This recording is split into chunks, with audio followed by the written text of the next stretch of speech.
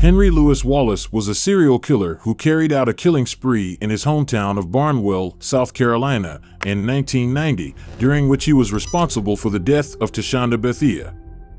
He's been on a murder spree ever since then. He raped and murdered 9 women in the city of Charlotte, North Carolina, between the years 1992 and 1994. He was taken into arrested in March 1994. After being tried and convicted on 9 murder counts, Wallace was sentenced to death and is currently awaiting execution in Raleigh's Central Prison. Early life. Wallace was the only child of his mother, Lottie M. Wallace, and was born on November 4, 1965, in Barnwell, South Carolina. They were shared by Wallace, his mother, his older sister, and his great-grandmother. Her mother, Lottie, was known to be a strict disciplinarian. Wallace's connection with her mother had been strained due to the numerous arguments she and her mother had with one another. Although Lottie had a stable job at the textile mill, the family still had a hard time making ends meet due to her long hours there. When there was the need for Lottie to discipline the children and she was exhausted, she would regularly direct Wallace and his sister to obtain a switch from the yard and then have them beat each other with it. Wallace maintained his status as a well-liked student at Barnwell High School even amid the volatile life at home. In addition, he was active in the school's administration as a student council member. He gave up playing football and became a cheerleader after her mother prevented him from pursuing the sport. Wallace had a good time in high school and appreciated the compliments he received from his peers very much, despite not performing well academically. After completing his high school education and receiving his diploma in 1983, he enrolled in South Carolina State College, which he attended for 1 semester, and a technical college which he attended for 2 semesters. When he was attending college, Wallace decided to pursue a career as a part-time disc jockey. Unfortunately, his radio career was short-lived. His employer fired him after discovering that he had been stealing CDs from the office.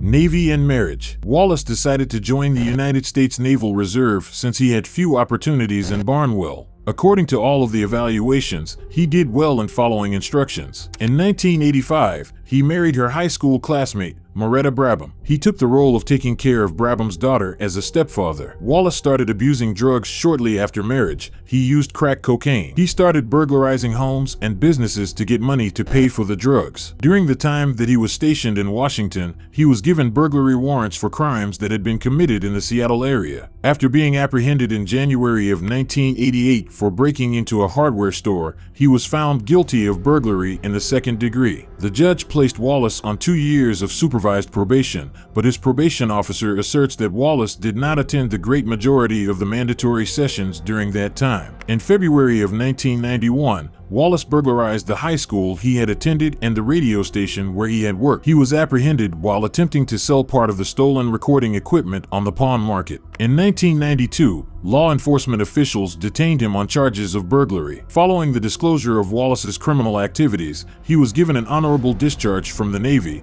although he was free to quit the service at any time. Wallace had a distinguished record in the military. After being absent for some time, his wife returned to her husband. In the fall of that year, he relocated to Charlotte, North Carolina, where he found work at several fast food businesses. Wallace murder timeline. Wallace is believed to have killed Tashonda Bethia in early 1990 at Barnwell, his hometown. After that, he dumped her body in one of the lakes in the area. Her dead body was not found for a few weeks after the initial search. Authorities questioned Wallace regarding her disappearance. However, he was never formally accused of murder. In addition, he was questioned regarding an attempted rape in Barnwell involving a girl who was 16 years old. However, he was not formally charged with the crime. In May of 1992, Wallace was seen hanging out with Sharon Nance, who was previously convicted of being a heroin dealer and prostitute. Wallace was killed by beating her up for demanding payment, and her body was dumped by a set of railroad tracks, where she was discovered a few days later. At Caroline Love's home in June 1992,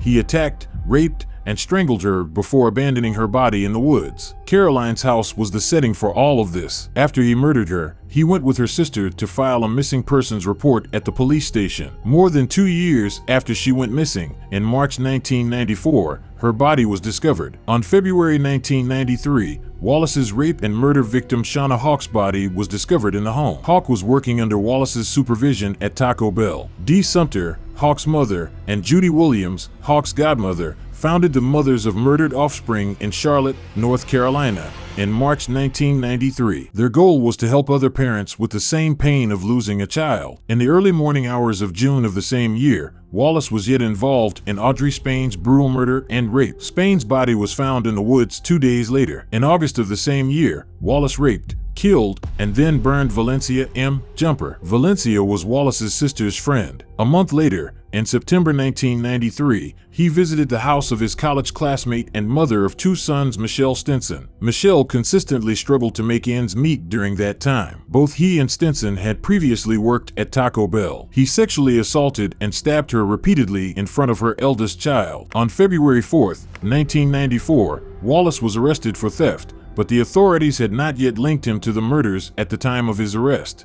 On February 20, 1994, Wallace was responsible for the death of another Taco Bell employee, Vanessa Little Mack, who was killed in her home. Mack had 2 children, one 7 years old and the other just 4 months. Wallace raped and killed Betty Jean Baucom on March 8, 1994. Wallace's girlfriend and Baucom worked together at the same company. After that, he made his getaway in her car while still carrying the valuable items he stole from her apartment. He pawned the items except for the car he abandoned near a shopping mall. On the evening of March 8, 1994, Wallace returned to the same apartment for Bernice Wood's girlfriend, Brandy June Henderson. At the time, Wood was not at home and Wallace was aware that Bernice Wood's girlfriend was in the building. Wallace raped Henderson while cradling her newborn child and strangled her to death. He strangled the boy, but the boy survived. Wallace stole valuable items from the apartment before he left. After discovering the bodies of 2 young black women in East Charlotte, police increased their patrols in that region. Despite this, Wallace could sneak up behind Deborah Ann Slaughter's apartment, where she raped her and then stabbed her 38 times in the stomach and chest, killing her. Slaughter worked in the same company as Wallace before. She was his girlfriend. Her body was found on March 12, 1994. Arrest and trial. On March 13, 1994, Wallace was taken into custody. During a 12-hour grilling, he confessed to having been responsible for the deaths of 10 women in Charlotte. He went into agonizing detail about each victim, their clothing, and the tactics he used to rob, rape, and ultimately kill them. The trial of Wallace was pushed back by 2 years because of problems with the jury selection, the location, and the DNA evidence from the victims of his alleged murders. The legal process began in September 1996. On January 7, 1997, a jury found Wallace guilty of 9 murders and handed down their verdict. On January 29, he was given 9 penalties of death sentence. On June 5, 1998, Wallace married Rebecca Torrijos, a former prison nurse, Costin and Coons Ill, 2004. The marriage ceremony was done in the room immediately adjacent to the one where Wallace would be executed. Since his conviction, Wallace has made many efforts to have the sentences that will lead to his execution reversed so that he might avoid being put to death. He claimed that his constitutional rights had been violated because of the dishonest way he had acquired entrance to the university. In the year 2000, the death penalty was upheld by the Supreme Court of North Carolina. In 2005, Superior Court Judge Charles Lamb rejected Wallace's appeal to overturn his death sentence for 9 murder charges.